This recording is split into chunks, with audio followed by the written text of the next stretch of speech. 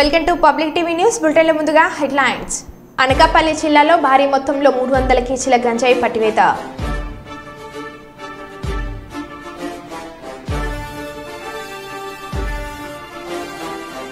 Syrup Rajasekhar Reddy memorial cricket tournament ప్రారంభించిన జ్యోతుల నవీన్.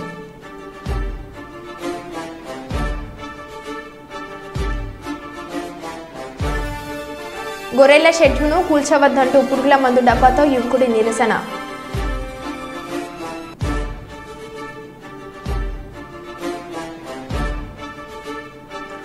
రాహుల్ గాంధీ హిందువులపై అనుచిత వ్యాఖ్యలను ఖండిస్తూ నిరసన కార్యక్రమం.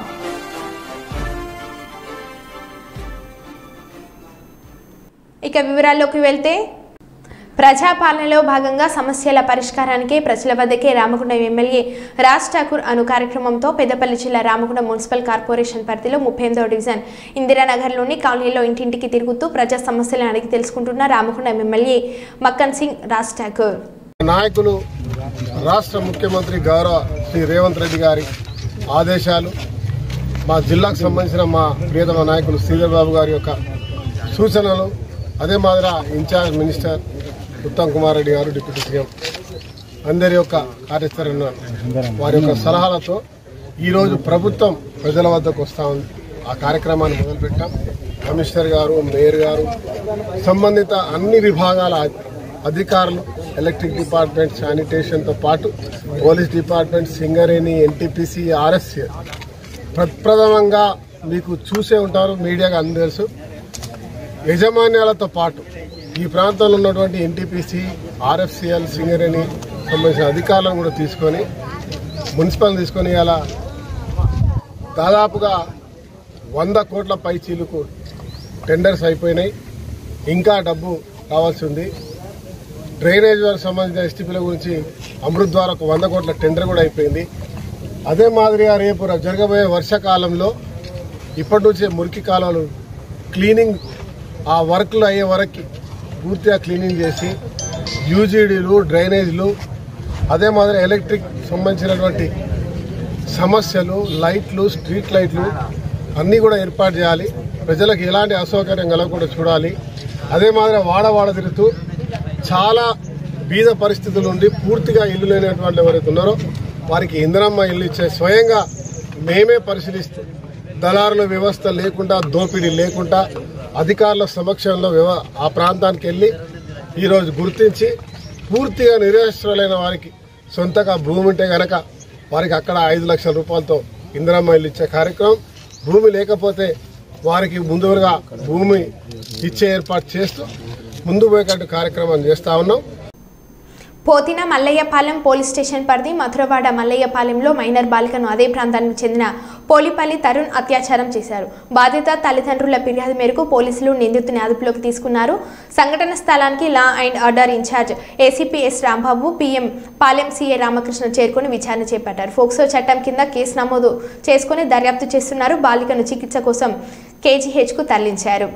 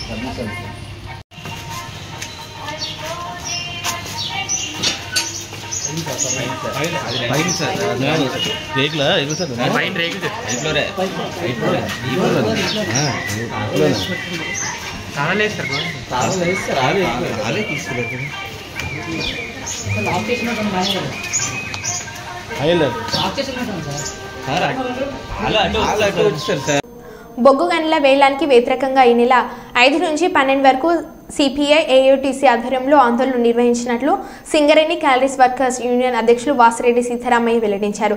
కేంద్ర ప్రభుత్వం ఎంఎంఆర్టీఆర్ చట్టాన్ని మార్చి దేశంలో కొత్త బొగ్గు గనులను ప్రైవేట్ వారికి వేలం ద్వారా నిర్ణయించేందుకు ఇచ్చిందన్నారు. కేంద్ర మంత్రి కిషన్ రెడ్డి సింగరేణి రక్షణకు పాటుపడాలని డిమాండ్ చేశారు. వెంటనే పర్మిషన్లు తీసుకురావాలి. ఈ పర్మిషన్లు లేకపోవడం వల్ల ఇవాళ ఆర్కేపీఓసి సంవత్సరంన్నర కాలం మూతపడే ప్రమాదం వచ్చింది. VK7 ఇంకా సంవత్సరం దాకా ఓపెన్ అయ్యేటట్లేదు. అట్లనే మణుగూరులో OC2 ఎక్స్టెన్షన్ ఏదైతే ఉందో డిప్ సైడ్ ఎక్స్టెన్షన్ అది కూడా పర్మిషన్ లేక ఆగుతుంది. ఇవన్నీ కూడా పర్మిషన్ తీసుకొచ్చి త్వరలో ఏర్పాటు చేయాలి. కేంద్ర రాష్ట్ర ప్రభుత్వాలు కనుక దీనిపైన చేయకపోతే సింగరేణిలో గుర్తింపు సంఘంగా AITC అన్ని రాజకీయ పార్టీల మద్దతు తీసుకొని అన్ని కార్మిక సంఘాలను కలుపుకొని పోరాట కార్యక్రమాన్ని ఉధృతం చేస్తామని, అందులో భాగంగానే ముందుగా కిషన్ రెడ్డి గారు బొగ్గన్ల శాఖ మంత్రిగా ఉండి 60 మైన్స్ని ఏదైతే టెండర్ పిలిచారో దాంట్లో ఒక మైన్ సింగరేణిది, 59 బావులు కోల్ ఇండియావి. వారు బొగ్గల శాఖ మంత్రి కాబట్టి తెలంగాణలో హైదరాబాద్లో ఆ టెండర్లు పిలిచారు. వచ్చే నెల 27వ తారీఖు వరకు ఈ టెండర్లు పడుతున్నాయి. మరి వాళ్ళ కిషన్ రెడ్డి గారు ఒక తెలంగాణ బిడ్డగా వారు ఆలోచన చేసి ఇవాళ తెలంగాణలో ఉన్న బావులని టెండర్లు లేకుండా నామినేషన్ పద్ధతిలో ఇవ్వాలని మేము కోరుతా ఉన్నాం. ఎందుకంటే గతంలో బీజేపీ అధికారంలో ఉన్న గుజరాత్లో కావచ్చు, ఛత్తీస్గఢ్లో కావచ్చు, మరొక చోట కావచ్చు, వారు కోరుకున్నటువంటి వారికి ఇష్టమైన చోట టెండర్లు లేకుండానే ఈ MMDR చట్టంలో మార్పు వచ్చిన తర్వాతనే నామినేషన్ పద్ధతిలో గుజరాత్లో, ఛత్తీస్గఢ్లో, ఒరిస్సాలో ఇంకా కొన్ని చోట్ల ఇచ్చారు.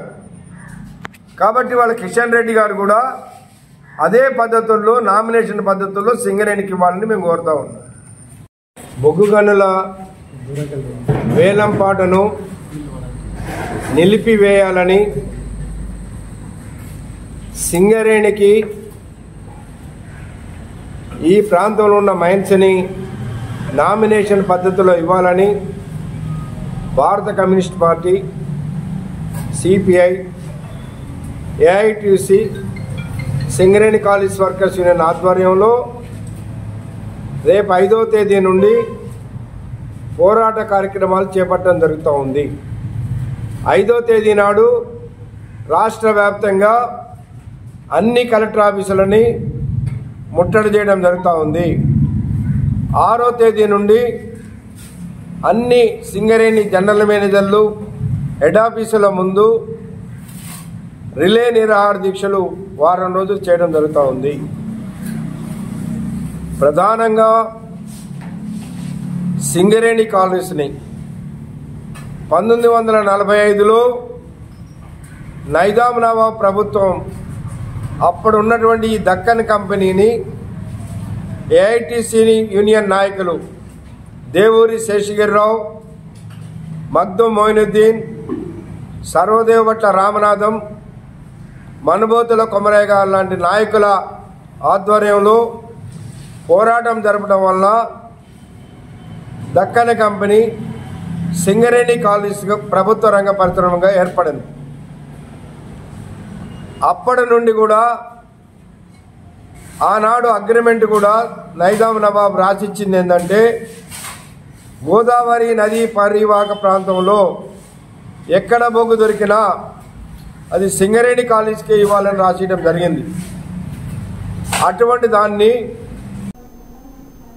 మేక వీరబాబు మాట్లాడుతూ గోవధ జరగకూడదని, కోర్టులు ఎన్ని జీవోలు ఎన్ని చట్టాలు చేసినా గోవధ జరుగుతూనే ఉంది. పోలీసుల కళ్ళ ముందే కలేబాలకు తరలిస్తున్న గోవులను చూసి చూడనట్టు వ్యవహరిస్తున్న పోలీసులు గోవధ జరగకుండా ఆపవలసిన పోలీసులే వాటికి దారి ఇచ్చి పంపించడం గమనార్హమని ఆవేదన వ్యక్తం చేశారు.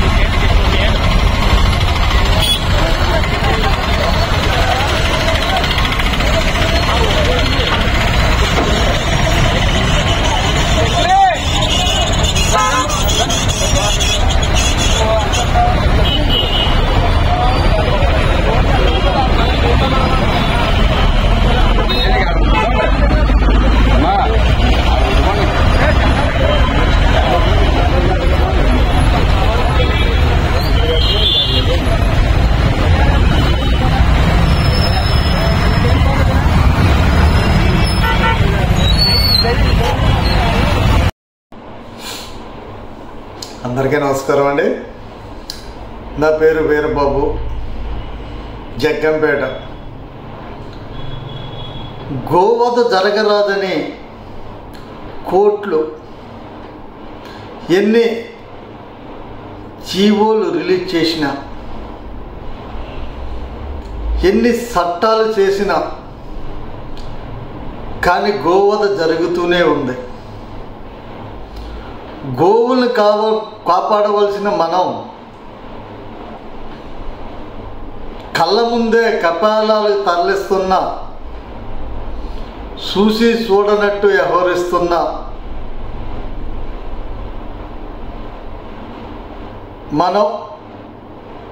మన పోలీస్ వ్యవస్థ. ఒక సామాన్య మానవుడే గోవుల్ని గోవధ తరలిస్తుంటే ప్రాణాలకు తెగించి గోవుల్ని పట్టి ఎఫ్ఐఆర్ కట్టించే వరకు కూడా పోరాడుతున్న ఈ రోజుల్లో పోలీస్ డ్యూటీ చేస్తూ గోవుల అక్రమ రవాణాని అరికట్టవలసిన పోలీసు వారే వారికి దారి మార్గం చూపించి మరీ సహకరిస్తుంటే ఇదేనా మన సమాజం? ఇదేనా మనకి పెద్దలిచ్చిన రాజ్యాంగం? కేవలం కాసులు కక్కుర్తు పడి గోవులను తపాలాకి తరలిస్తుంటే వారికి సహకరించే మన గోమాతను రక్షించవలసిన మనం శిక్షిస్తుంటే చూస్తూ ఊరుకుంటాం. ఏమంత ధర్మం కాదని ఈ వీడియో ద్వారా తెలియజేసుకుంటూ అందరూ గోవుని రక్షించుకుంటాం. గోమాత బాగుంటే అందరూ బాగుంటాం. జై హింద్, జై భారత్.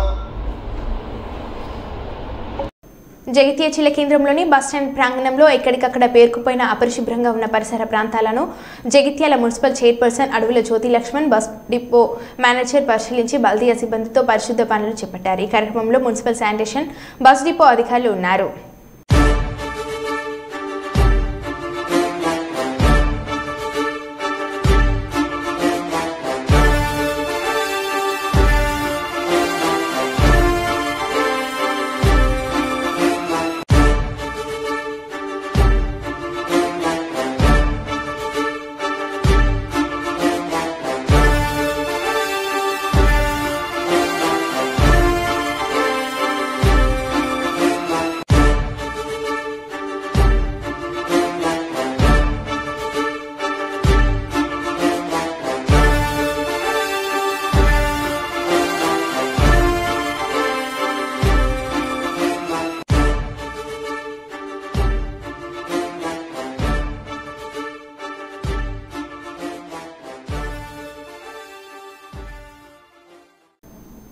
జమ్మూ కాశ్మీర్ విధి నిర్వహణలో ఉండగా మృతి చెందిన 5 జవాన్లు, వారిలో ఆంధ్రప్రదేశ్కు చెందిన 3 జవాన్లు హైదరాబాద్ నుండి ఆర్మీ అధికారులు గన్నవరం విమానాశ్రయంకు చేరుకున్నారు. జవాన్ల మృతదేహాల్ని తమ నివాసాలకి తరలించే ఏర్పాట్లు సిద్ధం చేస్తున్న ఆర్మీ అధికారులు.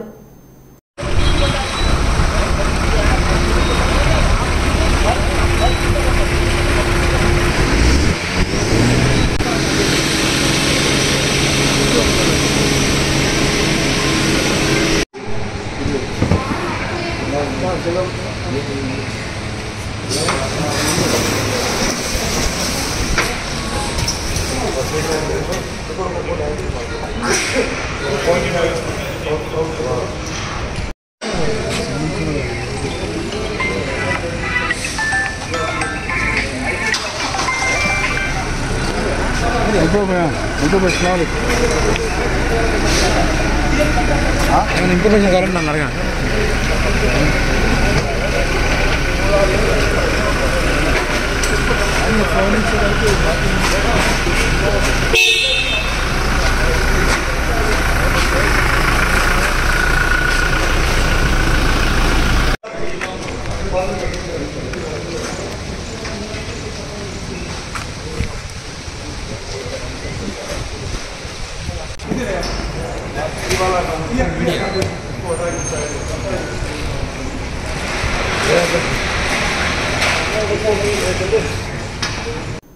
భార్యను కాపురానికి పంపడం లేదన్న ఆగ్రహంతో పిల్లనిచ్చిన మామకు చెందిన 5 వాహనాలను అల్లుడు తగలబెట్టాడు. మచిలీపట్నంలోని చిలకలపూడి స్టేషన్ పరిధిలో సంఘటన జరిగింది. భర్త వేధింపులు తట్టుకోలేక మహిళ పుట్టింటికి రాగా తన భార్యను కాపురానికి పంపాలని పలుమార్లు అత్తింటి వారిని అల్లుడు కోరారు. భార్య కాపురానికి రాకపోవడంతో వాహనాలకు నిప్పు పెట్టాడు.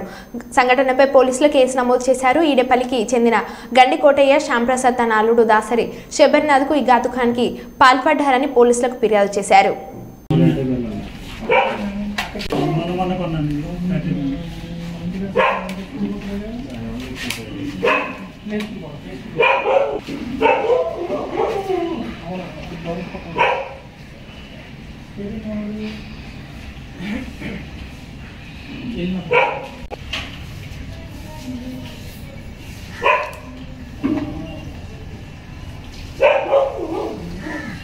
అయితే ఇవాళ కష్టమైతే ఇవాళ ఉంటుంది అసలు పోయినప్పుడు ఇల్లు బిజీ ఉంటారు. సాయంత్రం వస్తాను నాకు వచ్చి మేము కలిసారు.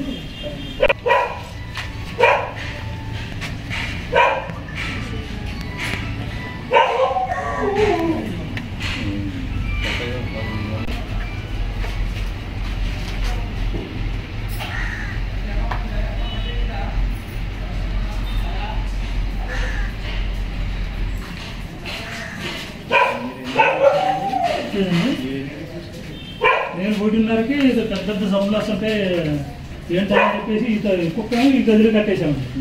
ఈ తలుపు తీసుకొని తలుపు కూడా అంటుకుంటుంది. ఇక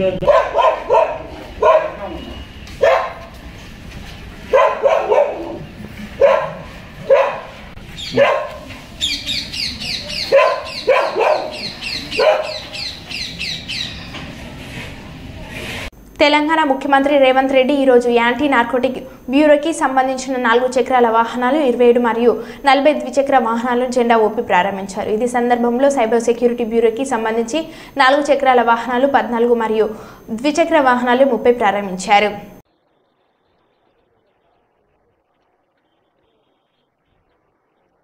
మీడియా మిత్రులు దయచేసి కాస్త లేసిస్తే వెళ్తుంది.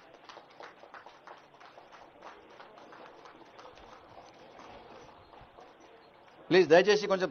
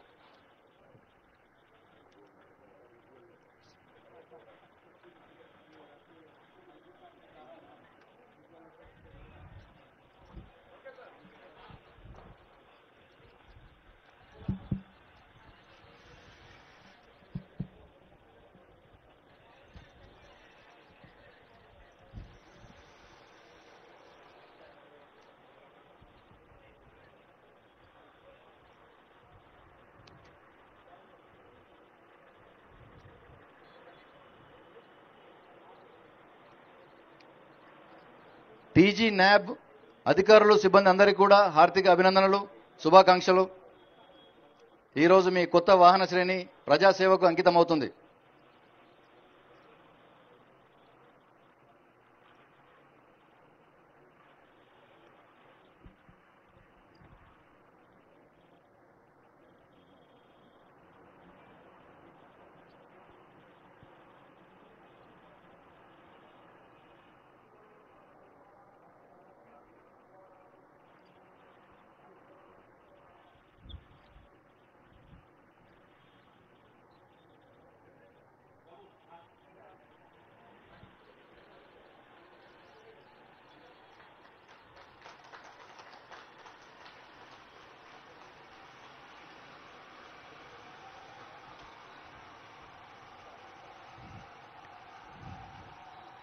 ఇప్పుడు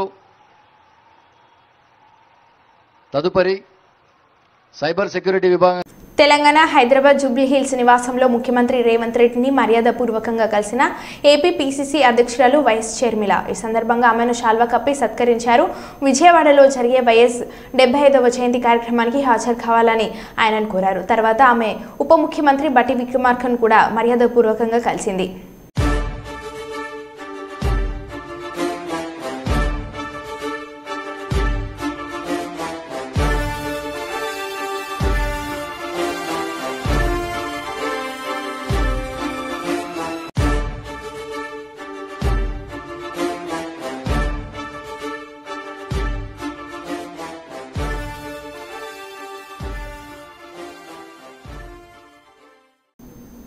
సీఎం చంద్రబాబు కటౌట్కి పాలాభిషేకం చేసిన మంత్రి నారాయణ. పింఛన్దారుల చేత చంద్రబాబు చిత్రపటానికి పాలాభిషేకం చేయించిన మంత్రి నారాయణ. వెంకటేశ్వరపురంలో లబ్ధిదారులకు పింఛన్లు పంపిణీ చేసిన నారాయణ. కోటంరెడ్డి జూలై 1వ తేదీ వితంతులకు పింఛన్ 7,000 రూపాయలు, దివ్యాంగులకు 6,000 రాష్ట్ర ముఖ్యమంత్రి నారా చంద్రబాబు నాయుడు అందజేసిన సందర్భంగా నెల్లూరు సిటీ నియోజకవర్గం వెంకటేశ్వరపురంలోని జనార్దన్ రెడ్డి కాలనీలో మాజీ కార్పొరేటర్ జుహీర్ ఆధ్వర్యంలో సీఎం చిత్రపటానికి పాలాభిషేకం కార్యక్రమం జరిగింది. ఈ సందర్భంగా లబ్ధిదారుల చేత సీఎం చంద్రబాబు చిత్రపటానికి నారాయణ పాలాభిషేకం చేయించారు.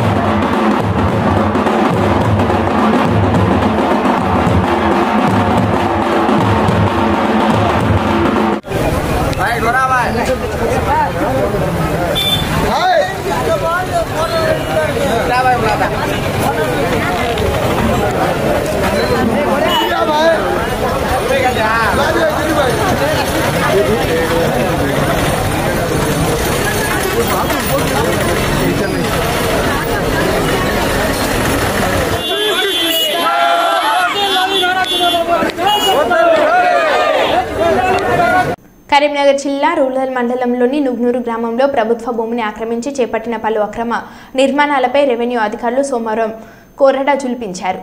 గ్రామంలోని పోచమ్మకుంట సర్వే నెంబర్ 471లో అక్రమంగా నిర్మించిన పలు నిర్మాణాలను తొలగించేందుకు గ్రామ పంచాయతీ సిబ్బందితో వెళ్లగా అధికారులకు చేదు అనుభవం ఎదురైంది. అధికారులు జేసీబీ సహాయంతో ప్రహారీ గోడను కూల్చుతున్న క్రమంలో అదే గ్రామానికి చెందిన ఆలుకంటి వెంకటి అనే బాధితుడు తాము గొర్రెల కోసం నిర్మించుకున్న షెడ్డు ప్రహారీని కూల్చొద్దంటూ పురుగుల మందు డబ్బాతో నిరసన వ్యక్తం చేశారు.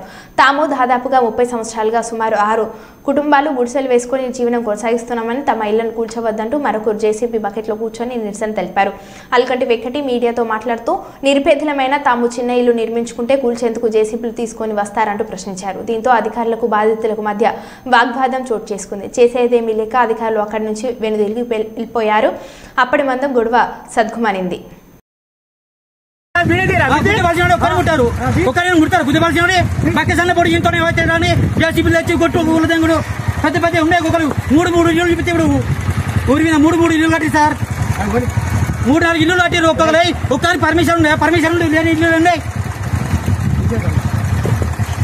ఏమన్నాడు ఊరిని అన్ని పర్మిషన్ ఉన్నట్టు ఒక్కరికి ఇల్లు కట్టినా 400 బిల్డింగ్ కట్టినా గొర్రెలు అట్లా కురువారికి గొర్రెలు ఏమంటారు గొర్రెతోనే ఉండాలి నౌకరు లేదంటారు గొర్రె కంటే తీసుకునే వచ్చేస్తారు గొర్రె వాసుకోవద్దు సార్ మా కులరుతారే మీ కులరుతి మాకు గొర్రెలు ఇచ్చి చేశారే షెడ్లు వేసుకునే పరంపోలకి అన్ని పరపో ఇల్లు నేను ఇల్లు కట్టుకొని బిల్డింగ్ కట్టుకొని వంట రాలే ఇంకా గొర్రెలు వేసుకున్నా చూస్తా సార్ తెలుగు రాక గొర్రెలకు కుక్కలు తింటున్నాయి గ్రామ పంచాయతీ 2 సార్లు చెప్పిన కంప్లైంట్ ఇచ్చిన సార్ కుక్కలతో బాగుంది అంటే పైకి రాకలేదు మా గడ్డ చంపాలని అన్నారు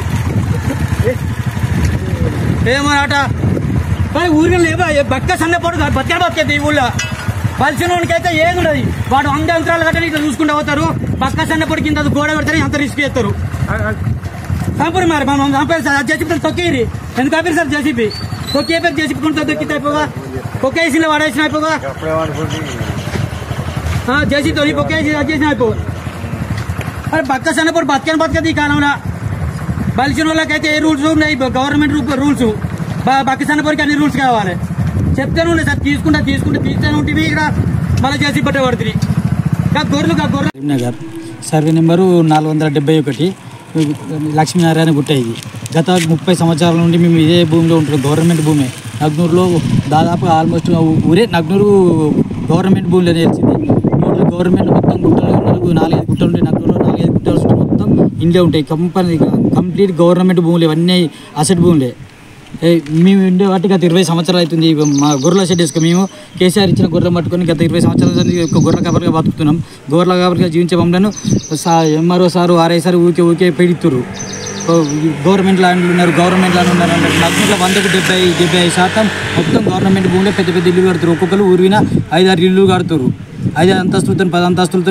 పెద్ద భూ కబ్జాదారులనే ఏమనలేరు మాకు చిన్న కట్టుకుని పాకలు వేసుకున్న వాళ్ళని బెదిరించిపోతుంది 10 సార్లు వస్తారు ఇప్పటికి 2-3 సార్లు వచ్చి బెదిరించడం జరుగుతుంది వాళ్ళ మేము తట్టుకోలేకపోతున్నాం ఎన్ని కుటుంబాలు ఉంటాయి సార్ ఇక్కడ దాదాపు ఈ లైన్లో 10 కుటుంబాలు ఉంటాయి 10 కుటుంబాలు మొత్తం గవర్నమెంట్ భూమే ఇవి 10 నగ్నూరులో 100-70% అన్ని గవర్నమెంట్ భూములలోనే ఈ ఊరు సారీ గవర్నమెంట్ నగ్నూరు అంటే గవర్నమెంట్ భూములు ప్రతి ఇల్లు గవర్నమెంట్ ఇల్లునే అడ్జేసిందే నిర్మించుకున్న ఇల్లు ఎక్కడ గవర్నమెంట్ నగ్నూరులో పర్మిషన్ ఇల్లు ఉన్నాయి ఒక 10% ఉన్నాయి మొత్తం గవర్నమెంట్ భూములలో కట్టుకోరు అందరూ గత 20-30 సంవత్సరాల నుండి నేను ఇదే భూమిలో ఉంటున్నా మేము మా కులరితో మేము గొర్రెల కాపర్లో మేము గొర్రెలు కాసుకుంటూ ఉంటున్నాం దీని మీద ఎవరో కంప్లైంట్ ఇచ్చారు కూడా ఆర్ఐ సార్ వచ్చి బెదిరించడం ఎంఆర్ఓ సార్ వచ్చి బెదిరించడం బాగా ఇబ్బందికి గురి చేస్తారు ఏ రాత్రి వెళ్తారు ఏ పొద్దు వాళ్ళ వెళ్తారు కుక్కల పెడితే చావన్నా వీళ్ళ పెడితే చావన్నా అర్థమవుతలేదు మేము ఇక్కడ ఎన్ని పర్మిషన్ ఇచ్చారు సార్ ఇక్కడ అప్పుడు మేము దాదాపు 20 సంవత్సరాల కింద ఉన్నప్పుడు 8 కుటుంబాలకు పర్మిషన్ ఇచ్చారు అటువంటిది ఇప్పుడు 8, 16, 20 ఈ